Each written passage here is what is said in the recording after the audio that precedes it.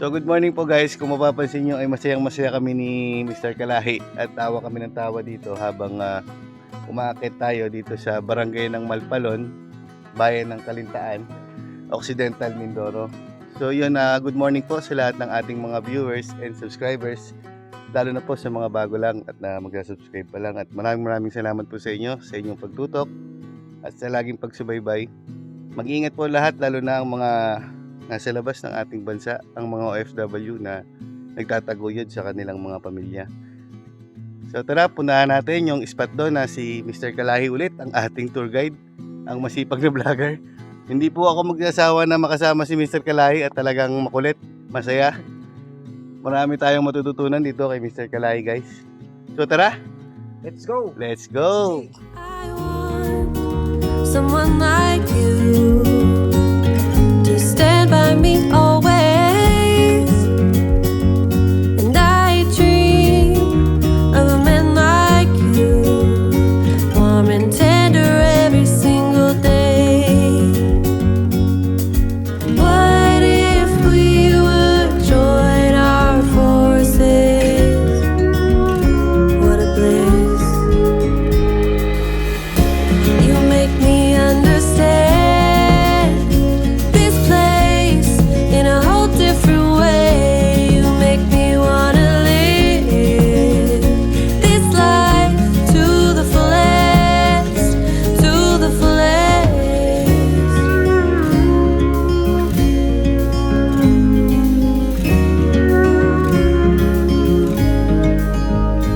Time flies, yet there's butterflies in my palms and in my eyes.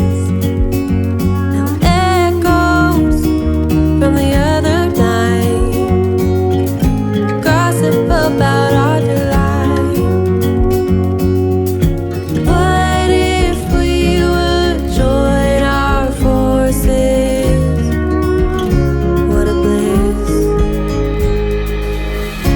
You make me understand this place in a whole different way. You make me wanna live this life to the fullest, to the fullest.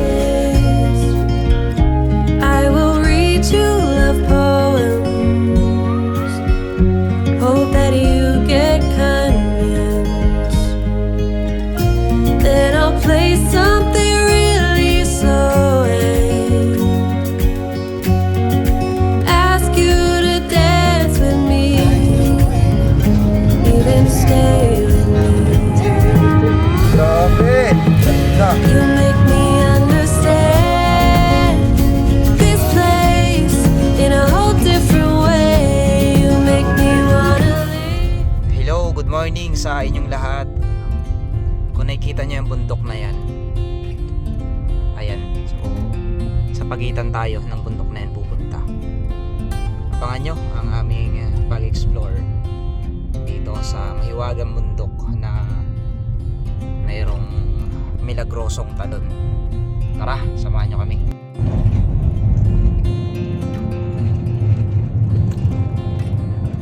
Ayan, sa mga oras na ito ay nagbabaybay tayo dito sa mismong patungo sa barangay ng Malpalon, kung saan madadaanan natin muna yung Salugsog Falls. Pero dahil malapit lang tayo, hindi na tayo makakarating sa mismong baryo ng Malpalon.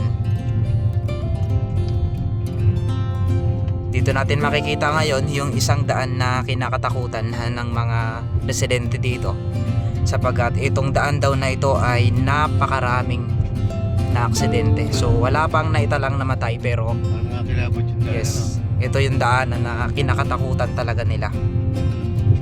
Dahil kung mapansin nyo, akala nyo normal na likuan lang yan, pero magugulat ka dahil yan, lalo na yan, yung area, yan, etong area na to, pinaka nakakatakot sa lahat. Negative energy. So dahil malapit na tayo sa atin, ay kailangan na natin tong pagpatuloy. 3, 2, 1.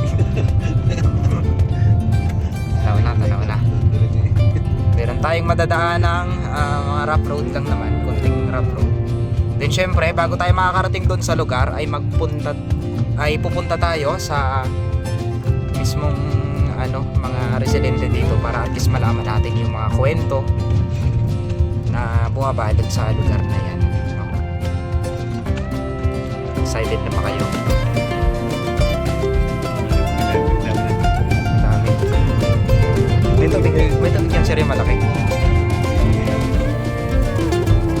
Pilipit.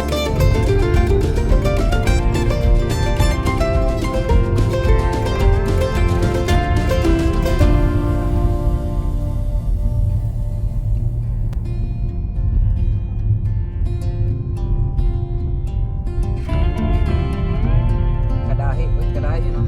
Kalahi. Sabihin taga dito ako.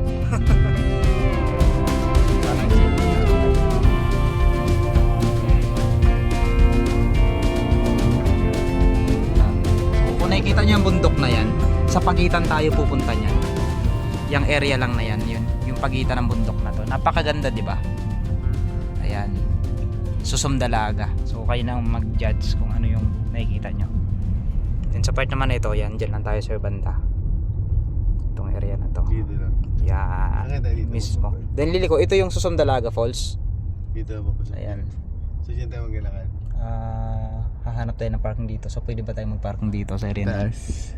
Yan, dyan hanggang dyan lang. Then magpapaalam tayo dito sa may bahay na to. Paalam muna tayo. Oo. So, kaya mo magpaalam dun siya. Yes, kaya. Dito na lang. May parkingan po ba dito?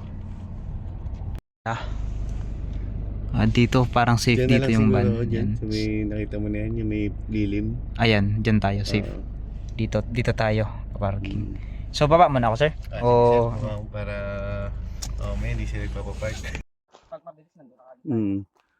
So guys, ito sa napapansin natin na pahinto kami ni Mr. Kalahi dahil sa laki ng puno na ito. Pero bati po. Ayan. So ayan, talagang buhay na buhay siya, nakakatuwa naman at may ganitong kalaki pang puno dito. Dalawang tao. Hindi lang siguro. Oo. Grabe, ang laki. So itong pupuntahan po namin ay kung matatanong nyo doon sa bungad ng ating video ay parang hugis siya ng Susumdalaga. Kaya kung tawagin po ito ay parang Susumdalaga daw ang tawag nila. Then sa pagitan nun, makikita natin yung pansin ko dito, medyo kinilabutan lang ako sa part na dati pagpasok namin dito, yung sumpit ng tubig ba, ganun ba. Ngayon, parang kapansin-pansin na. Walang nangyayari. Ano kaya? Pero nung pumunta kay sir dito ay volume ng tubig, malakas ang volume ng tubig. Volume, malakas ang tubig talaga. So, umulan siguro dito sa area na to dahil kung makikita natin yung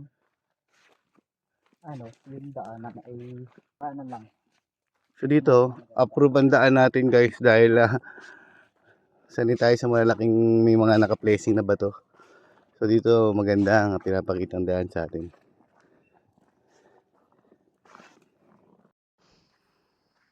So guys, habang tumataas tayo at papunta doon sa malapit sa Malbanon Falls, ay may napansin si Mr. Kalahi na palikuran. Ito siguro yung ginagamit Mr. Kalahi ng mga turista na pumapasyal dito. Pero isa sa napansin ko, tahimik ng lugar. Oo. So guys, dito hindi tayo magmamadali dahil napakalapit lang ng spot na pupuntahan natin. Nakakalungkot. So dito, nakakalungkot lang yung tunog dahil pag alam mo naman, pag narinig natin ang kuliglig, nung naalala ko nung mga bata pa kami, pag tumunog na ang kuliglig, kailangan mo nang matulog, sasabihin ng nanay nyo. Dito magaganda na mga bato. This kind of seed fruit, nakamag-anak ko ng seed fruit. Ano nakaraan sa Galing. nakakalungkot. So ito yung Mukhang wala siyang tubig guys, yung napuntahan naming falls ngayon. part na ito.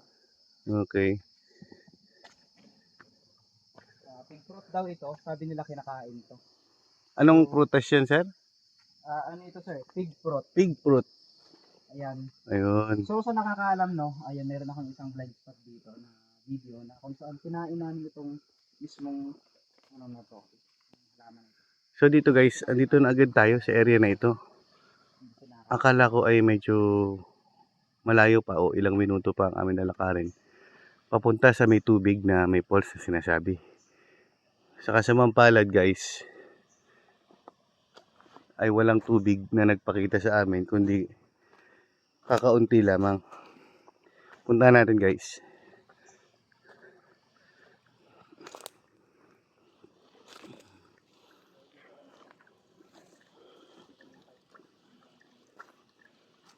Ito na ang katubigan na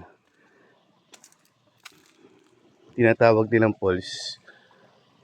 Hindi natin natagpuan ang Lumaragasa dahil walang dumanas na ulan dito guys.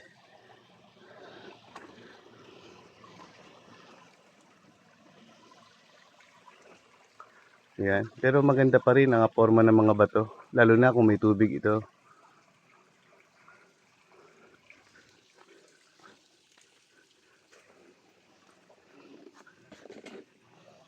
Okay.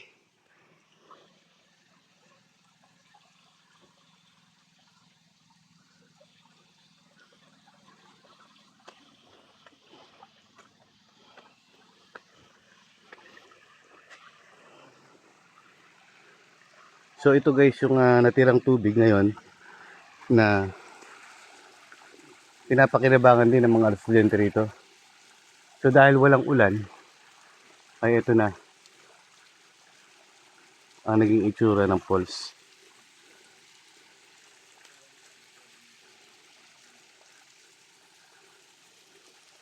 Okay, pero okay lang guys, at least nalaman natin na sa ganitong panahon na matagal na walang ulan dito po sa Mindoro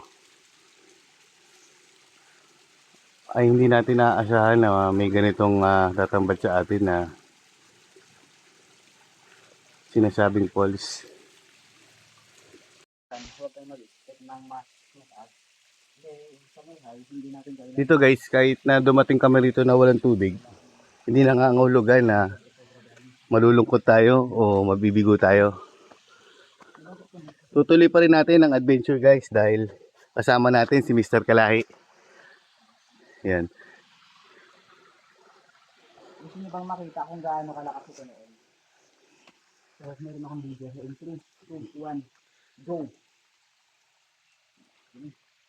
Ang ganda niya guys, lalo na kung may tubig. Kahit ngayon ay ako'y nagagandahan sa personal. Medyo malungkot lang talaga siya kung titignan mo sa video na pinapakita natin yan. Para siyang lumuluwang. Oo. Nalulungkot siya. Kita mo yung kalungkutan na pinapakita ng Naramdam talaga. kabundukan dito sa barangay ng Malpalon. Malungkot. Siguro ng mundo.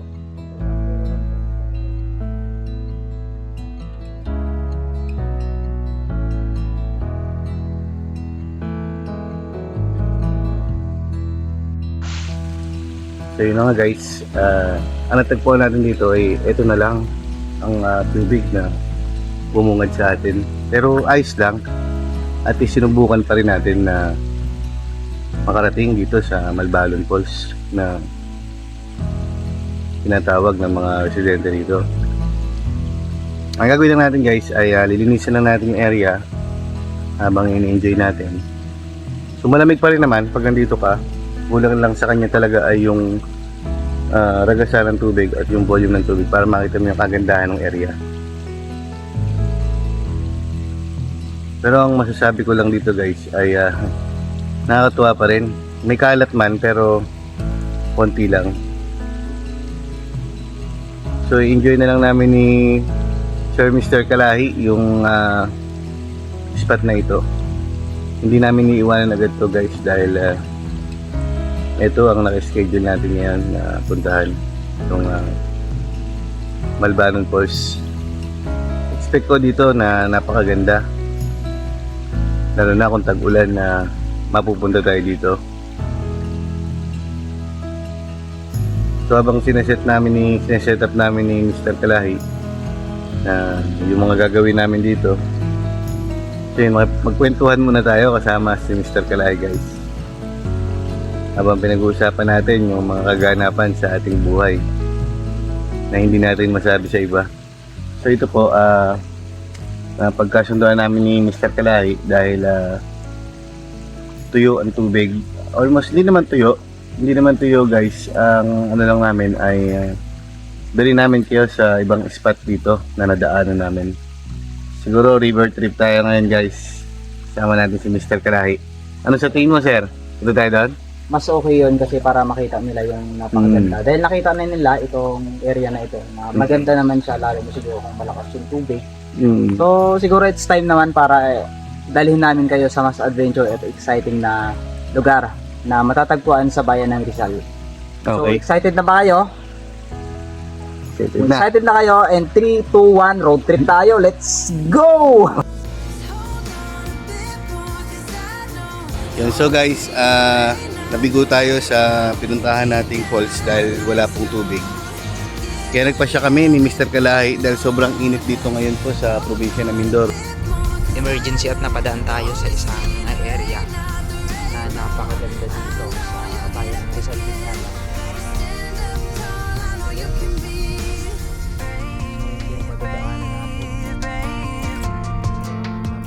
I know you can be brave, brave, brave. I know it did you wrong, wish I could take your pain away. Cause I hate seeing tears streaming down your face. I know you're strong, won't feel this way for long. If you wanna go out, we can go out.